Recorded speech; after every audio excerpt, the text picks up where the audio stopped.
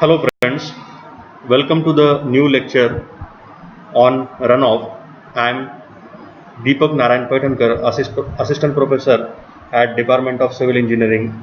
Today we will briefly discuss about the runoff, the factors affecting runoff and a numerical example based on runoff. So let us start. What is the runoff process? Runoff means the drainage or flowing of precipitation from a catchment area through a surface channel. It thus represents the output from the catchment in a given unit of time.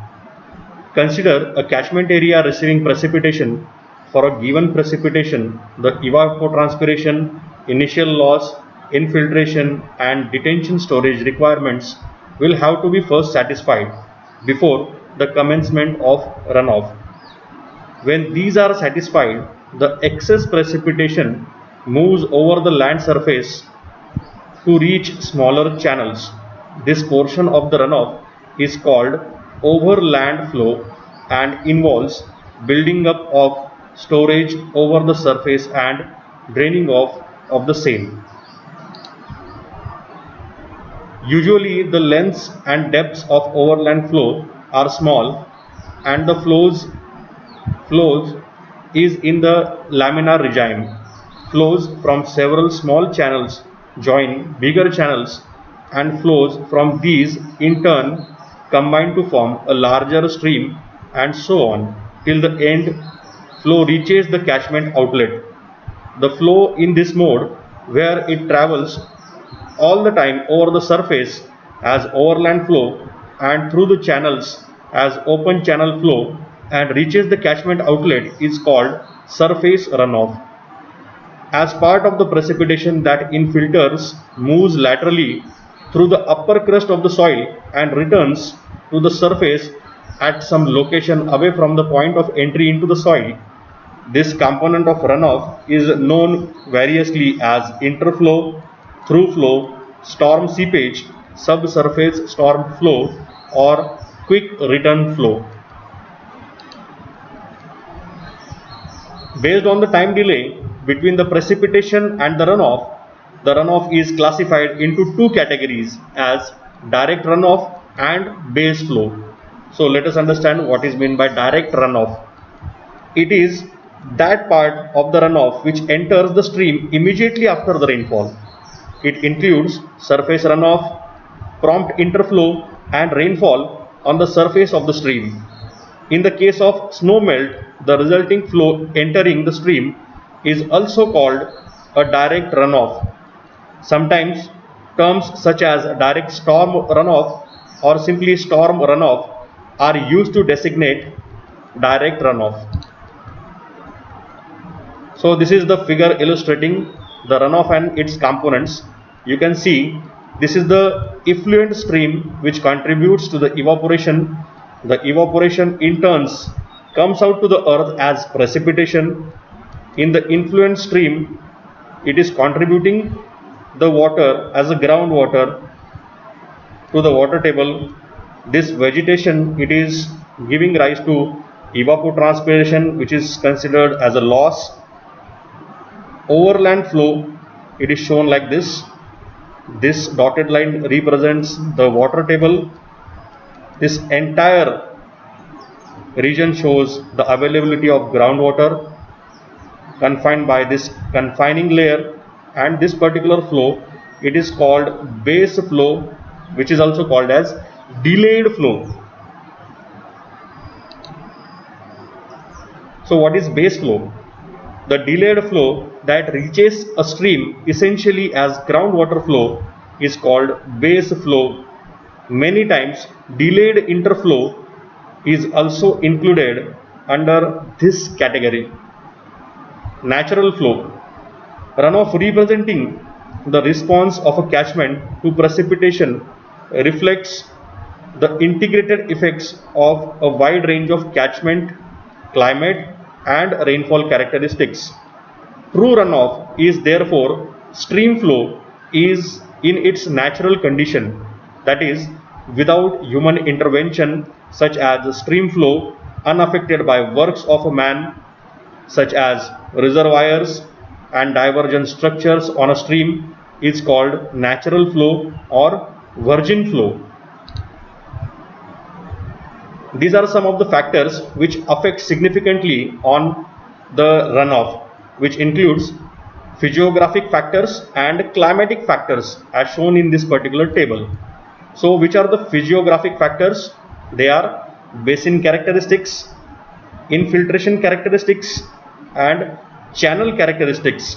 Basin characteristics includes shape of the basin, size of the basin, slope of the basin, nature of the valley, elevation, drainage density, etc. Infiltration characteristics include land use and cover, soil type and geological conditions, lakes, swamps and other storages. And channel characteristics includes cross section of the channel, roughness and storage capacity.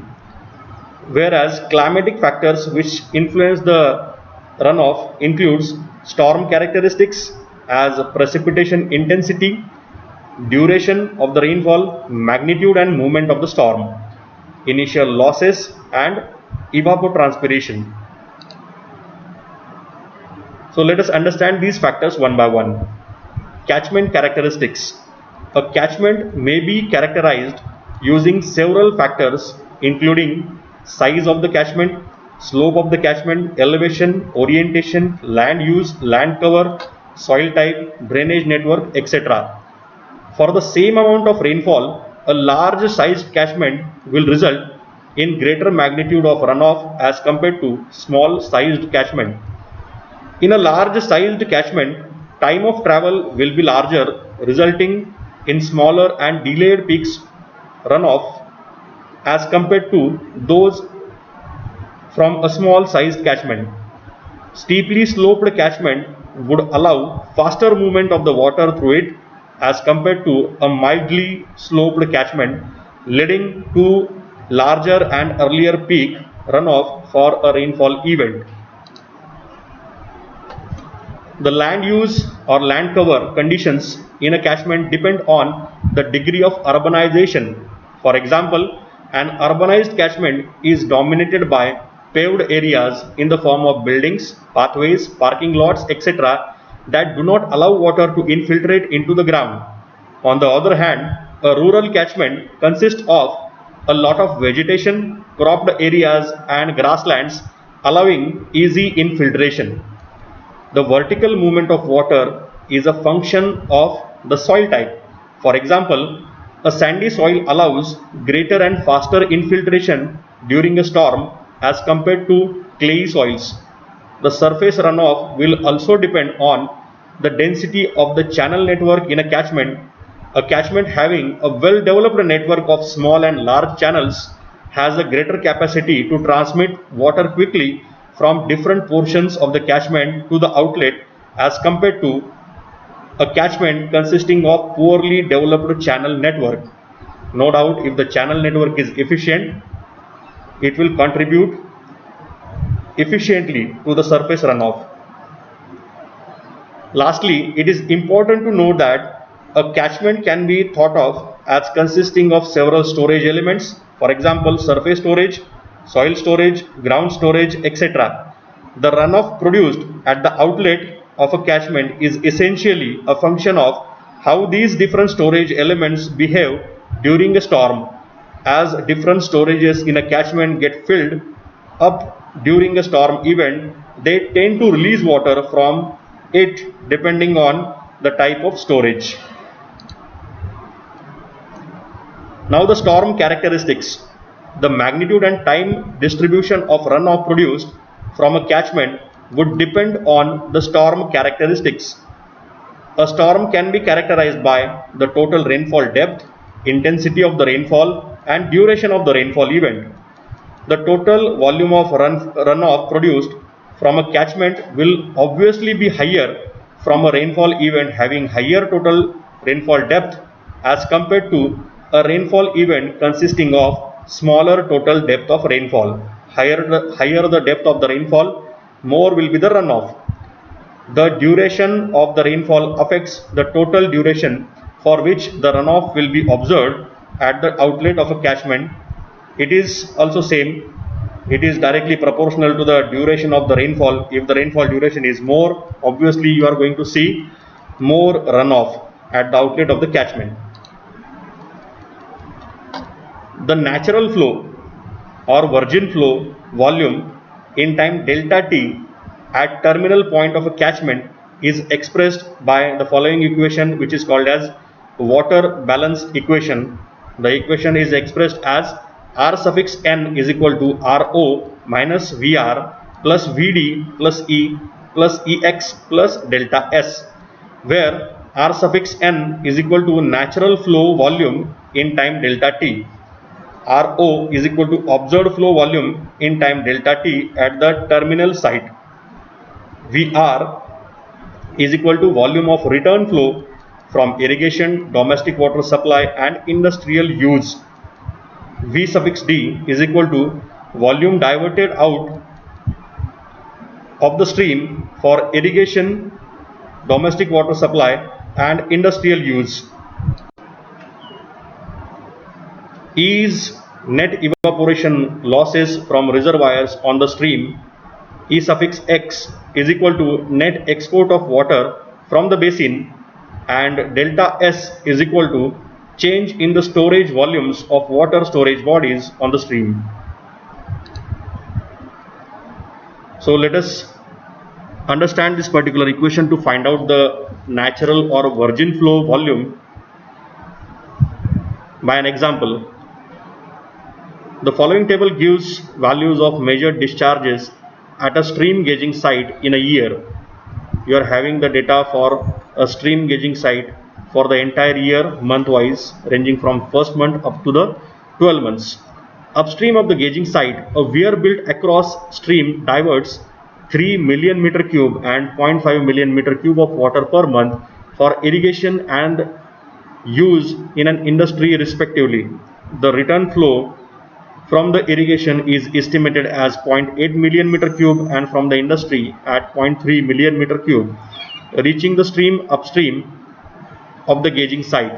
Estimate the natural flow if the catchment area is 180 km square and the average annual rainfall is 185 centimeter. Determine the runoff rainfall ratio. So let us see the table, which includes data of first to 12 months and gauged flow in million meter cube ranging from 2, 1.5, 0.8, 0.6, 2.1, 8, 18, 22, 14, 9, 7 and 3 million meter cubes. So here we have to use the equation, which is water balance equation, as stated earlier. Rn is equal to Rho minus Vr plus Vd plus E plus Ex plus delta S. Now here ES, E, Ex and delta S. What is E? Net evaporation losses from reservoirs on the stream. Ex is equal to net export of water from the basin, and delta S is equal to change in the storage volume of the storage bodies on the stream. These are considered as insignificant and treated as zero. Now Vr, it is equal to volume of return flow from irrigation, domestic water supply and industrial use, which is given as 0.8 plus 0.3, it is equal to 1.1 million meter cube. Vd is equal to volume diverted out from the stream of irrigation, domestic water supply and industrial use, which is equal to 3 plus 0.5, which is equal to 3.5 million meter cube. These values already are given in numerical. The table below shows the calculations ranging from first month up to 12 months. The value of R0, it is already given to us in the numerical. Vd we have calculated as 3.5 million meter cube, which is constant for every month. Vr also we have calculated, which is 1.1 million meter cube, and Rn we can calculate by using this particular water balance equation by putting the values of R0, Vr and Vd, which is coming out as 4.5, 3.9, 3.2, 3, 4.5, 10.4, 20.4, 24.4, 16.4, 11.4, 9.4 and 5.4 for first to 12 months. If we sum up all the values of Rn, we will get the total natural runoff or virgin flow, that is 116.8 million meter cube. Annual natural flow volume is equal to annual runoff volume, it is equal to 116.8 million meter cube. Now the area of catchment is given as 180 kilometer square, which is equal to 1.8 into 10 raised to 8 meter square. Therefore annual runoff depth will be equal to the total flow, that is 1.168 into 10 raised to 8 divided by the area of catchment, 1.8 into 10 raised to 8, which will come out as 0.649 meters, which is equal to 64.9 centimeter, which is the annual runoff depth. Now annual rainfall, it is equal to 185 centimeter. Therefore runoff to rainfall ratio can be calculated as 64.9 divided by 185, which is equal to 0.35. I hope you understood the example. For understanding the concepts, for more numericals, kindly go through the references that I have stated. If you are having any doubt, you can contact me on my email address as dnpaitankar@sanjeevani.org.in. Thank you for listening. Happy learning.